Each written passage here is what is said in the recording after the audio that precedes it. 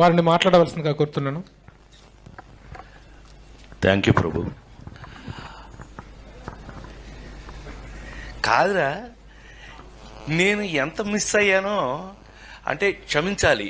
ఇలా ఉంటుందని మీరందరూ వస్తున్నారని నిన్న కనుక అచ్చనా నీ సంగతి బయటికి వెళ్ళక చూసుకుందాం.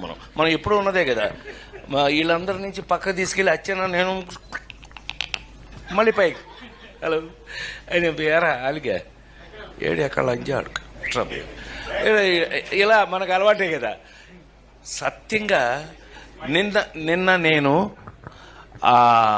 ఎన్టీఆర్ అవార్డు తీసుకోవడానికి విజయవాడ వెళ్ళాల్సి వచ్చింది. చప్పట్లు కొట్టరా? బుద్ధుందా లేదా నాకు? ఎన్టీఆర్ అవార్డు అని చప్పట్లు కొట్టరా? ఏంటి బ్రెయిన్ పోయిందా అందరికి? చెప్పి కొట్టించుకోవడం ఏంటి అన్నయ్య? దానికి కొట్టకపోతే నీకు సిగ్గులేనట్లు లెక్క. విశ్వవిఖ్యాత నట సార్వభౌమ నందమూరి తారక రామారావు. సో అది ఆ అవార్డు నిన్న ఈ సంవత్సరం అదేదో ఆ ఇంట్లో తెలుసుగా, మీ అందరికి ఐడియా ఉందో లేదో, ఎన్టీ రామారావు ఇంట్లో గొడ్ల చావిట్లో పుట్టాను నేను.